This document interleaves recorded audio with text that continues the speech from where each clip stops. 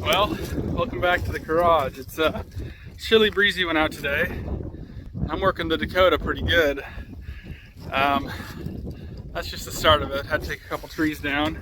But anyways, that's not really what the video is about any at all. I just want to show you that thing's still being a good workhorse. I put things behind this door and I forgot about it.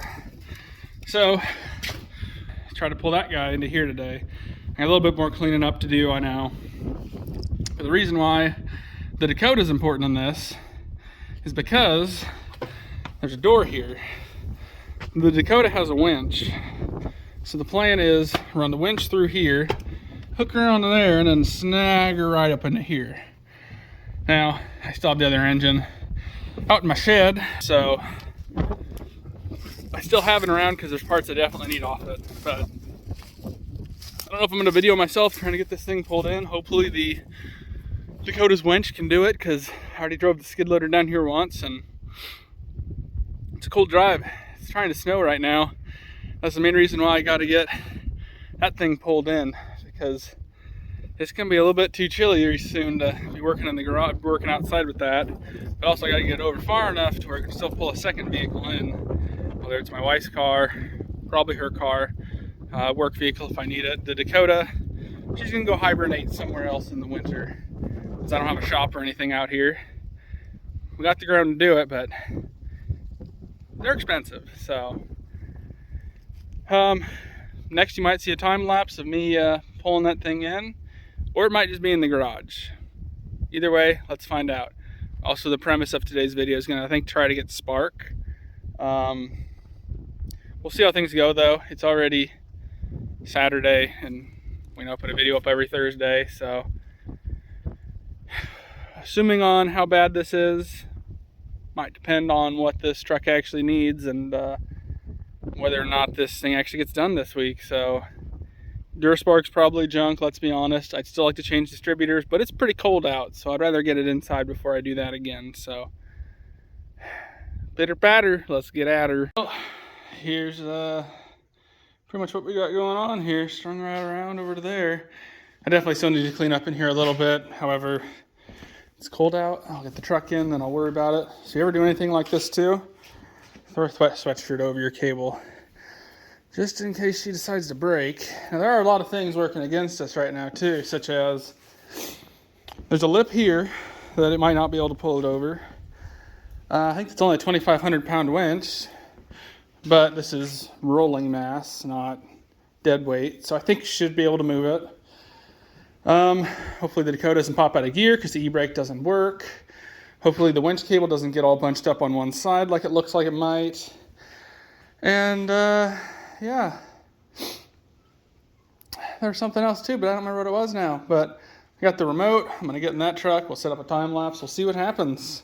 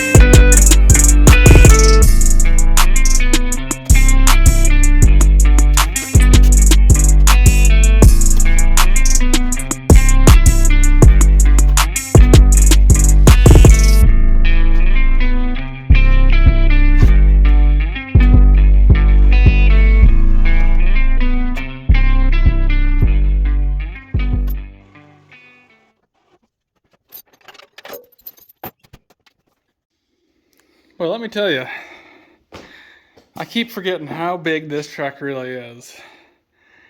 Like, she can go forward a little bit more, but it's really starting to impede on my tools area. Downside is, I got all these tables over here.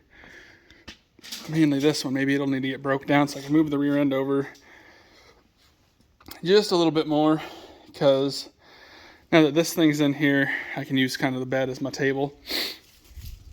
I can get some of this stuff out of here because it started collecting stuff. I wonder if there's any hot dog. There should be Bush Lattes in here. hot dog. It's a neat find of the day, but I'll probably end up breaking this down, get this stuff all moved over, move the whole truck over a little bit with my jack, and we'll call it a day there. So now we can finally get working on the truck itself. But I got to give props real quick to my number one workhorse itself, the old Decoder. Let me tell you what, some people might say the winch and the stuff I just did, it wasn't built for that, but I built it, so it's built for whatever the hell I use it for. So let's keep cleaning up some sticks and then start stacking what's good over there. Yippee-ki-yay, let's get at her. Well, here's a fun fact for everybody. In order to get the truck in the garage, originally I was going to take the old engine, shove it up in a barn up north, you know, nice family farm. But then I realized I cleaned out in front of my door, normally doesn't swing that far, that I still need a lot of parts. So I put it in my shed. So anyways, I guess today I'm going to go through, start ripping off all of the electronics that I need and go from there. Basically, I want to take this main engine wiring harness and get that all slapped on. I do want the distributor and I do want the coil, but I think for now, I'm going to at least run the distributor that's currently in the engine. I have low hopes of it actually being good, but it's already in there. Why not just try it? Not to mention I've hooked up the starter, the new starter solenoid, because the old one was junk. I have a new one, I think, in the other F250. And yeah, I'm not going to worry about vacuum lines at the moment. Once I have spark, we'll go from there. But I'm not going to record myself ripping this off. Probably not putting it on. So next time you see me, it'll probably be on. Also, I know I was going to say everything was going to be on, but small update thing. Got the harness. And also I want to let everyone know that there's a good chance that videos will slow down, because it is about to be the holiday season. Thanksgiving, Christmas, all that. So I'm not saying this will be the last video before the New Year's, but they're definitely going to slow down, because spend time with your family, you know. No reason to be rushing around trying to get a video out. So might not be every Thursday, might not even be on a Thursday, but get on it when I can. Well, here we go. Everything's hooked up and plugged in. I put oil in the engine, put the starter on, got the wire ran up, and this happened. So O'Reilly's next day delivery. It's gonna come in clutch for me real quick. Get that changed out. See if I can get a battery. See if we can hear it crank. That'll be the first thing we need to do. Then we go for spark. All right, we got a battery. Still don't have the right one there. I'm gonna touch it to there. I actually tested the coil. It had spark. So now we have one plug on here to there. Let's see what happens when I crank it over. I have no idea. Hopefully we have spark. Let's learn and watch together. Also, before you ever do anything like this that's stupid like I'm doing, make sure your vehicle's not in gear. Woo. We got spark. Oh, heck yeah, bud. I'm not, well, I guess I have a lot of things hooked up, but I'm going to unhook this battery because my coil, she's making noises. I don't know why. But once we get the right one of those, I don't know if I can see if I built up any oil pressure or not. I wouldn't think this gauge would tell me. It can't right now, not until it's actually, I think, key on with power to it, which I would probably need a second person for that, because I'd probably have to jam this guy into here while having this on here. And I guess we can see. If I'm gonna have an oil leak anywhere, I think it'll be from this O-ring right here. I don't see anything yet, but I'll hook that, put that battery cable back on, and we'll see. And it doesn't show me anything at all, which isn't incredibly surprising, to be completely honest. So, I think the battery gauge might have worked. Let's see about that. So obviously now it's, okay, yeah, see, I'm kind of stupid. Don't do that where your stuff could potentially ground out. That's just a bad idea. Plus, I have the wrong ground cable. It's far too short, and it's just chilling. It's not bolted on. Like I said, until I get a couple more of the right parts, this is kind of the way I'm doing it. I got someone watching after me. They have like 5 beds in here for when we're not home. Don't worry, everybody. They're well taken care of. But probably the next thing, I guess, is going to be verifying I get oil pressure, which I could probably try unscrewing the oil filter now. I don't know if it's cranked enough or not to put oil in there, but we can see, I guess, because I'm also curious myself. But yeah, let's just go ahead and look. Like I said, I don't know if it's cranked enough to build any oil pressure or not, because I don't see anything.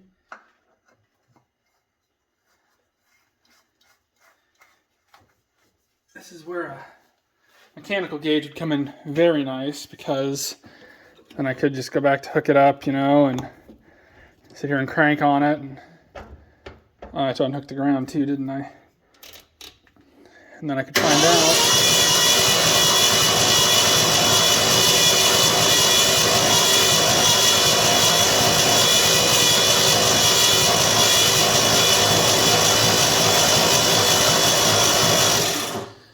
Now let's see if we got anything anywhere.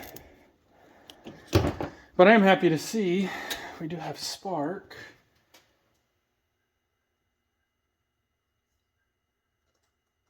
Oh, that definitely. Oh, they're a little bit snug.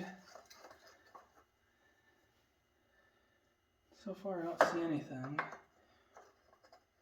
which is less than ideal, but I don't know how long it would take for it to get here is the only other thing there.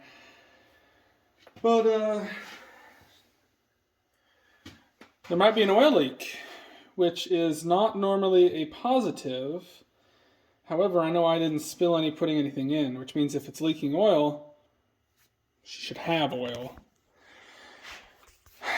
So, I guess I'm going to crawl under there and see what we got, and then I'll probably finish putting this stuff on, because I guess that one works. So, might as well get plugs in, get that on, and maybe just give her a tss and just see if she wants to pop off or not. So, might as well do a small update while I'm under here to show where the oil leak's at. Ends up I am incorrect about if it's leaking oil, it's moving oil. Small thing for people to check if they ever do this stuff is make sure that your oil plug is tight. I'm actually surprised and happy that it didn't leak any more than it did. Seeing how I filled it up yesterday, so tech tip right there for you. He's watching me more, making sure I'm working. All right there, everybody. Got some brake clean. Should get those wires off the intake. So I don't know where the timing exactly is. The way I set it, it should be close. Coil set up there. Still haven't gotten my new, whatchamacallit. But that's okay. Keys on. All the plugs are in now. Wires should be good. Let's see.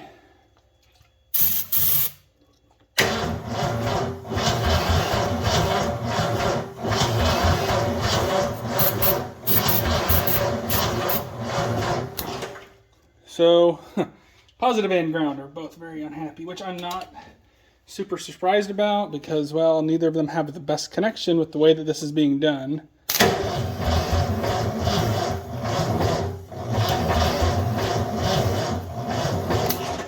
So, what we might have to do for now is wait for the right solenoid to get here. Sadly, this thing is just that close to maybe barking off. I don't even know what time it is. Package should be here before 6, I think.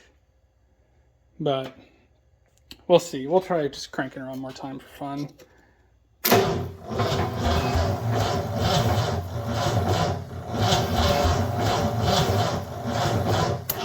Nope, there's just not enough juice in the tank, and don't really want to ruin that new cable. Actually, this is the old cable, so it's not new at all. That way, don't really want to ruin anything. Yeah, I know that's obviously not good, but let this all cool off, wait till the solenoid gets here, throw that on, then see what happens. I'll probably try to get that ground on a little bit better, maybe move the battery a little, but yeah, let's see what happens. Alrighty, everybody, so I've got the spark tester on right there.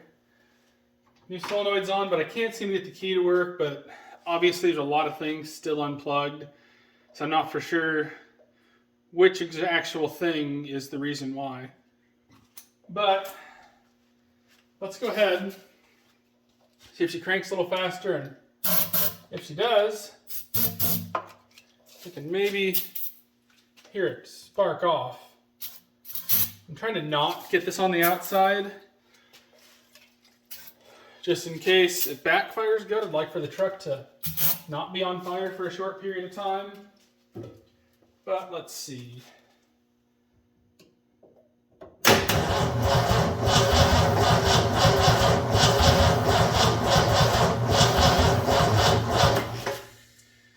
And let's just bump this thing up a little. Thinks I'm angry.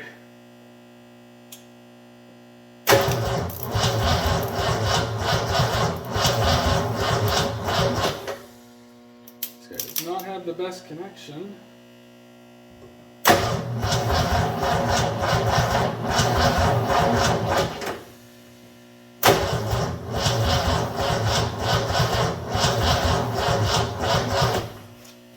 Sadly, it still seems like that's way too high. I should put 40, not 200. Still seems like I don't know if it's a fuel thing or which thing it is. Remember that time I said I didn't want to do this? Fully committed. Which, I'll just clock this guy back this way a little. I don't know if that's better or worse, but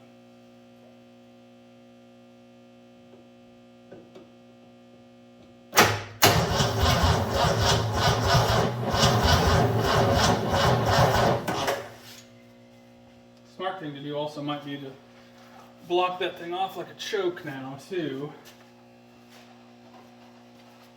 This is flammable, why not? But let's just see.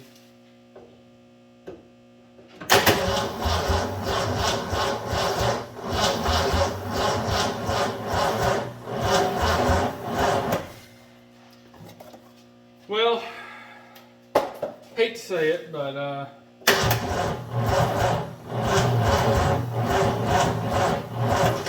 I don't think this thing's gonna run this video. I think we're gonna end it here because I don't feel like destroying this, anything here, or hurting anything here by giving kind of a rushed halfway effort. So I think the smart thing for me to do now is to just quit trying to make this into a video type thing. Hi guys. Quit trying to make this thing into like a video type thing and worrying about hearing it pop off. I am not really going to accomplish anything in my eyes by just making it pop off for a second. Not to mention there's umpteen vacuum leaks on this right now. It's not getting enough fuel at all. I don't even know if the fuel is vaporizing correctly. We